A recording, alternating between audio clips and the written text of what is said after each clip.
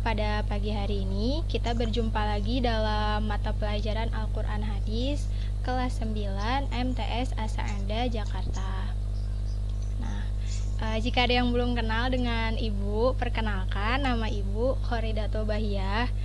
Ibu nggak selamanya mengajar di MTS Asa Anda. Ibu hanya ada tugas PPL atau praktik mengajar. Jadi untuk kedepannya kalian akan terus belajar dengan Ibu Haji AA. Nah, baik, langsung kita mulai saja pertemuan pada hari ini dengan mengucap basmalah bersama-sama. Bismillahirrahmanirrahim. Oke. Ibu kelihatan kan ya, Bu? Kelihatan. Ya. Tapi yang lain nggak ada yang onceng. Kameranya diaktifin dong. Nggak ada yang aktif, nggak ada yang onceng. Onceng.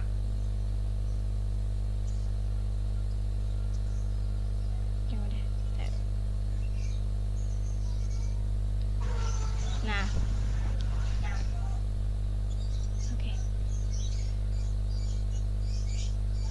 Nah, sebelum kita ke materi inti, kita pendahuluan terlebih dahulu, yaitu yang pertama ada materi, ada metode, ada tujuan pembelajaran, dan refleksi atau kuis. Nah, di materi pada hari ini kita akan belajar tentang sejarah ilmu hadis. Apa itu ilmu hadis, bagaimana bisa munculnya, dan macam-macamnya tuh ada apa aja sih di ilmu hadis itu. Nah, terus metodenya kita memakai PowerPoint. Nah, PowerPoint itu yang dimaksud PowerPoint adalah layar ini yang kalian lihat. Ini adalah namanya PowerPoint. Lalu tujuan pembelajarannya, setelah kalian mempelajari sejarah ilmu hadis ini, diharapkan kalian itu tahu makna sejarah ilmu hadis itu apa dan memahami bahwa dalam ilmu hadis itu mempunyai unsur-unsur dalam suatu hadis. Nanti ada sanad, ada matan, sama ada rawi. Nah, untuk refleksinya atau kuis, di akhir pembelajaran Ibu akan mengevaluasi materi. Lalu nanti ada beberapa pertanyaan atau kuis yang akan Ibu acak untuk kalian menjawabnya. Nah, yang pertama yaitu kapan ilmu hadis itu muncul? Nah, ilmu hadis ini muncul pada abad kedua Hijriah. Atas dasar waktu itu yang menjadi khalifah adalah Umar bin Abdul Aziz. Nah, ini Umar bin Abdul Aziz. Nah, Umar bin Abdul Aziz itu waktu itu menjabat khalifah di, kalau kalian belajar SKI, itu ada di Bani Umayyah. Nah, di Bani Umayyah. Beliau juga terkenal akan kepemimpinannya yang sangat bagus. Nah, setelah itu beliau memerintahkan kepada Abu Bakar Muhammad bin Syihab Az-Zuhri. Nah, ini namanya beliau. Beliau meminta Abu Bakar Muhammad bin Syihab Az-Zuhri ini untuk mengumpulkan hadis. Kenapa sih harus dikumpulkan? Karena pada masa itu banyak sekali timbul hadis-hadis palsu karena gejolak sosial politik yang sangat heboh pada saat itu. Jadi banyak sekali orang-orang yang membuat hadis palsu demi kepentingan politik. Maka dari itu Khalifah Umar bin Abdul Aziz memerintahkan Abu Bakar Muhammad bin Syihab Az-Zuhri untuk mengumpulkan hadis, dan akhirnya beliau membuat atau akhirnya muncul ilmu jarah wa ta'dil, yaitu ilmu yang diperuntukkan untuk meneliti suatu keadaan perawi. Apakah perawi itu punya cacat, ataukah perawi itu dobit atau cerdas hafalannya, dan sebagainya. Oke, selanjutnya pengertian ilmu hadis. Nah, ilmu hadis itu mempunyai dua kata, ilmu dan hadis.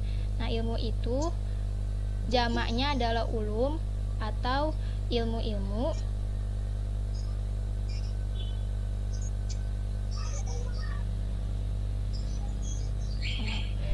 Ilmu-ilmu dan hadis. Nah, hadis itu ialah segala sesuatu yang disandarkan kepada Nabi Muhammad SAW, baik itu perbuatan, perkataan, takrir atau ketetapan, dan sifat-sifat Nabi. Nah, jadi penggabungan antara ilmu dan hadis ini ialah ilmu yang membahas tentang hadis Nabi Muhammad SAW serta kaidah-kaidah yang berkaitan dengan riwayat atau sesuatu yang diriwayatkan. Jadi ilmu hadis itu adalah ilmu yang mempelajari tentang hadis Nabi dan berisi kaidah-kaidah tentang cara periwayatannya atau bagaimana riwayat itu didapatkan. Nah, slide selanjutnya yaitu sejarah ilmu hadis. Nah, ilmu hadis mempunyai sejarah yang cukup panjang dari awal dia mulai timbul atau tercipta, yaitu pada abad kedua Hijriyah sampai sekarang ini. Nah, yang pertama, awal muncul ilmu hadis adalah tadi di abad kedua Hijriyah ketika Khalifah Umar bin Abdul Aziz memerintahkan Abu Bakar Muhammad bin Syihab Az-Zuhri untuk meneliti hadis. Lalu setelah itu berlanjut ke abad selanjutnya, abad 3 dan 4. Nah, ini dibilang masa keemasan penulisan hadis atau pada masa itu ilmu hadis sangat berjaya dan banyak memunculkan ulama-ulama yang menghasilkan karya. Seperti kita tahu sekarang ada Imam Muslim, Imam Bukhari, Imam Ibnu Hibban, Khuzaimah, dan lain-lain. Nah, lalu berlanjut ke abad 4 sampai 10. Di sini juga sudah mulai ada penyusunan kitab hadis yang lebih lengkap. Seperti ada kitabnya Imam Syafi'i. Nah, di situ lebih mungkin tercampur antara kitab hadis dengan kitab fikih. Tapi lama-kelamaan sampai abad 10 sudah mulai lengkap versinya dan sudah mulai intensif pembuatan kitab-kitab hadis itu. Jadi banyak sekali kitab-kitab karya imam-imam besar yang isinya itu tentang suatu ilmu untuk mempelajari hadis. Ada jarh wa ta'dil kayak tadi, terus ada maqtu wal mursal dan lain-lain sebagainya. Nah, ketika di abad 10 sampai 14 ilmu hadis ini mempunyai kemunduran, yaitu di mana tidak banyak kitab-kitab hadis yang dihasilkan oleh tokoh-tokoh. Lalu akhirnya pada abad ke-14 sampai sekarang ilmu hadis mulai bangkit kembali. Seperti contohnya ada kitab Ma'rifatul Hadis. Nah, itu. Lalu selanjutnya, nah, ada macam-macam ilmu hadis. Nah, ilmu hadis itu punya dua macam, yaitu ada riwayah dan diroyah. Riwayah ini maksudnya adalah ilmu hadis bagian yang mempelajari pemindahan periwayatan mulai dari perkataan, perbuatan, ketetapan, dan sifat-sifat Nabi. Lalu di dalam ilmu riwayah ini itu kita akan mempelajari periwayatan, pemeliharaannya, dan penulisan tentang kitab-kitab hadis. Nah, seperti itu. Lalu untuk yang ilmu hadis diroyah, ilmu hadis diroyah ini adalah ilmu yang mempelajari hakikat periwayatan, termasuk juga syarat-syaratnya, macam-macamnya, hukum-hukum, serta sifat-sifat perawi. Nah, nanti di ilmu diroyah ini kita akan mempelajari yang namanya sanad, matan, atau rawi yang bisa diterima sebagai hadis yang sohih atau hasan atau doif atau mungkin palsu. Nah, di situ kita akan mempelajarinya di ilmu diroyah itu. Nah, lalu di dalam ilmu diroyah ini adalah di sini kita akan meneliti tentang keadaan perawi. Apakah perawinya itu punya kejanggalan atau punya kecacatan, atau perawinya itu sohi atau dobit, atau dalam segi periwayatan hadis itu bisa diterima atau tidak diterima, makbul atau mardud. Lalu slide selanjutnya, nah, ini contoh dari hadis yang kemarin kita pelajari di pertemuan kemarin tentang hadis tentang sifat jujur.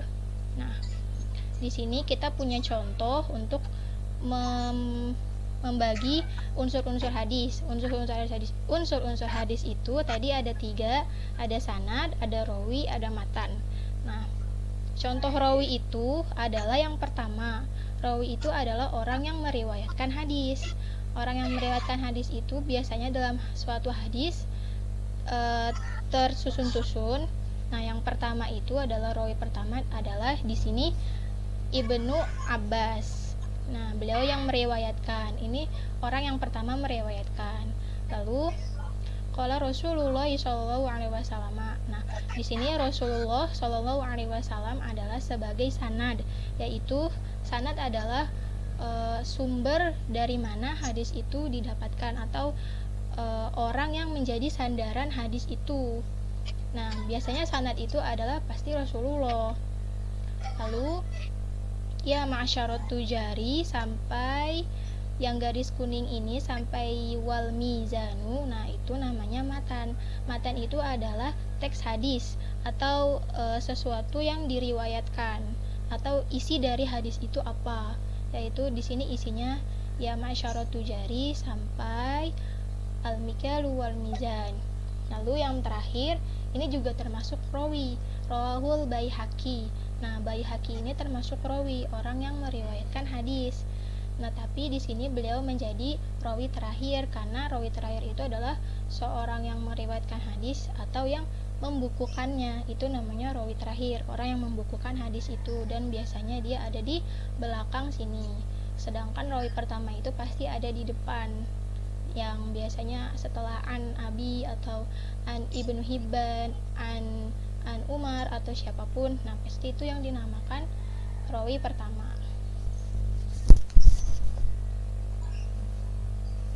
Oke, selanjutnya Ibu ada spin game di sini. Nah, nanti di sini Ibu akan memilih 2 orang aja deh. 2 orang untuk menjawab spin game. Spin game ini berisi pertanyaan-pertanyaan yang tadi kita pelajari. Oke ya, siap. Sebentar.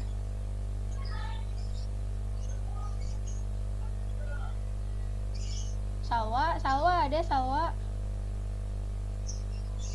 Halo Salwa. Iya, Ibu. Oke. Salwa Salwa, yang semangat dong. udah makan belum? Nggak apa-apa, ya Salwa coba. Gampang kok pertanyaannya. Bentar ya. Nah, nanti kamu menjawab nomor yang ada di sini. 1 nomor saja. Oke, kita mulai. Iya, bilang stop dong, stop.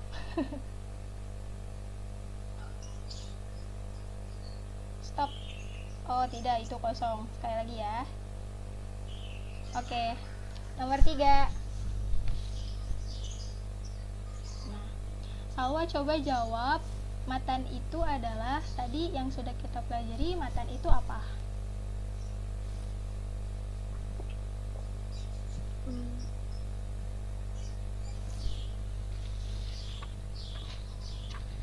Ayo. Matan itu yang tadi isinya banyak. Dia bukan nama-nama orang.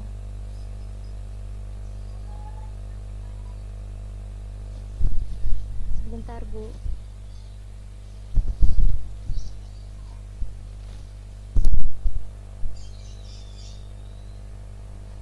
Ayo, apa? Matan adalah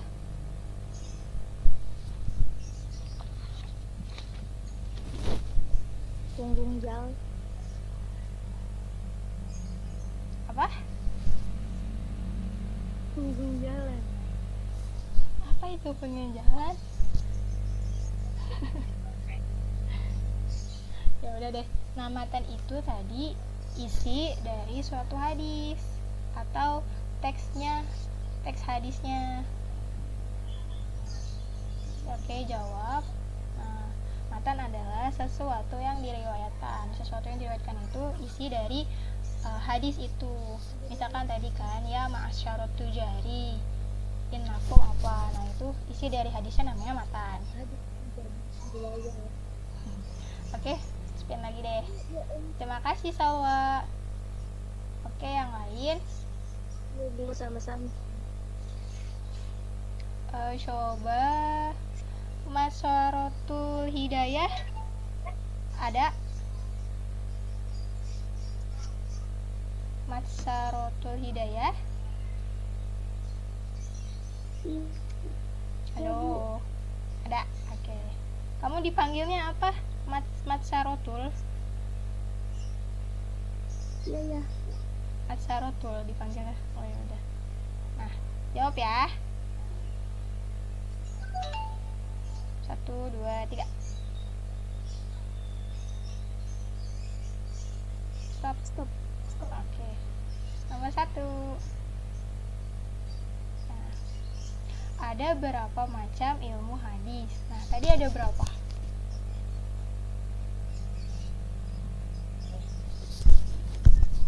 Ilmu hadis apa sama ilmu hadis apa? Ilmu hadis apa?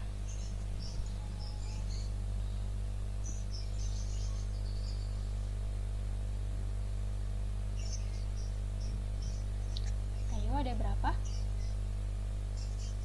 3. 3 yakin?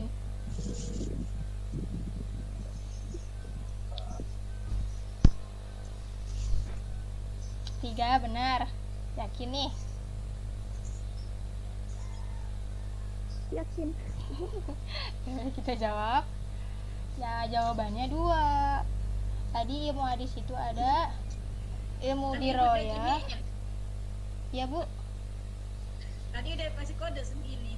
Oh, Asara tuh udah lihat ibu udah kasih kode. nggak lihat kayaknya. Nah, ilmu hadis itu yang tadi ada 2, ada riwayah sama diroyah. Riwayah sama diroyah. Oke deh, 2 aja ya.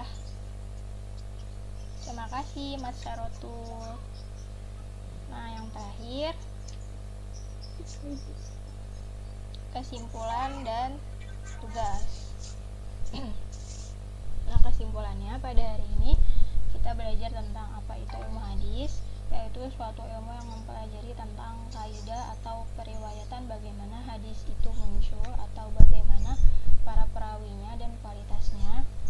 Lalu sejarah ilmu hadis, sejarah pertamanya yaitu ketika Khalifah Umar bin Abdul Aziz memerintahkan Abu Bakar Muhammad Syihab Az-Zuhri untuk meneliti hadis. Lalu macam-macam ilmu hadis itu ada 2, ada diroyah sama riwayah. Diroyah dan riwayah. Nah, tugas kalian adalah mengisi kehadiran. Kehadirannya sudah Ibu share di grup WhatsApp. Kalian tinggal mengisinya saja. Lalu yang kedua menjawab soal. Nah, soal kalian itu yang tadi kalian harus menentukan seperti ini. Contoh dari unsur-unsur hadis. Nah, hadisnya sudah Ibu share juga fotonya di grup WhatsApp. Nah, kalian harus menggarisbawahi yang mana yang namanya rawi, yang mana yang namanya sanad, terus mana yang matan, mana yang rawi terakhir atau rawi pertama. Nah, kalian harus menggarisbawahi lalu dikasih keterangan itu sanad, matan atau rawi. Jangan digarisbawahi aja. Tadi ada yang digarisbawahi doang tapi nggak ada dikasih keterangannya itu sanad atau matan. Jadi tugas kalian seperti ini ya. Tugasnya cuma 1 itu aja. Oke, yang terakhir kalian ada yang ingin ditanyakan atau ada yang belum mengerti tentang materi sejarah ilmu hadis ini gak?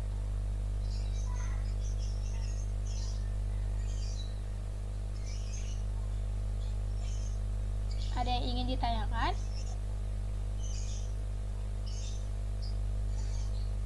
Atau enggak ada? Berarti paham semua ya?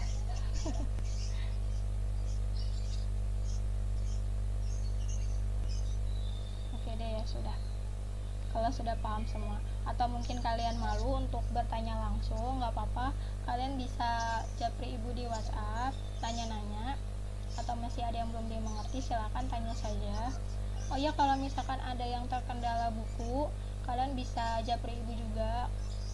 Nah, pengumuman juga untuk minggu depan itu. Tolong informasikan juga kepada teman-temannya bahwa kita akan melaksanakan ulangan harian.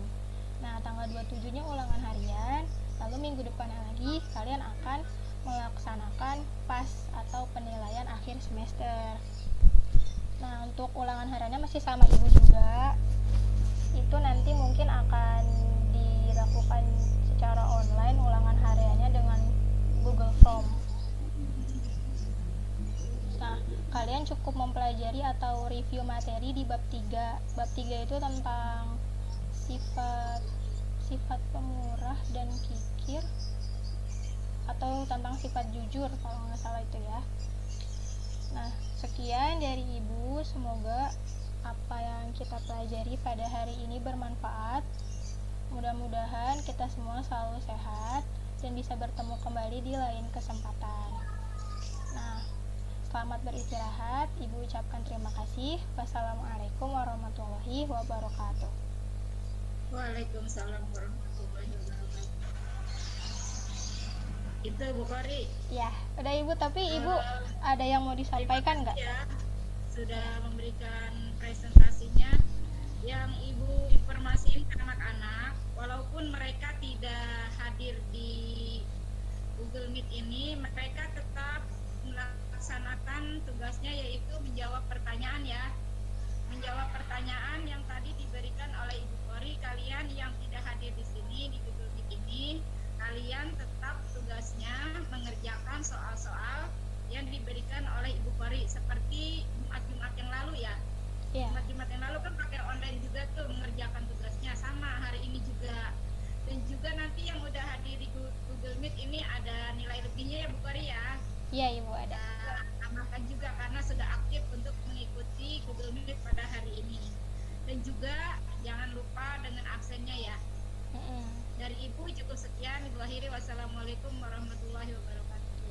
Waalaikumsalam warahmatullahi wabarakatuh. Terima kasih Ibu.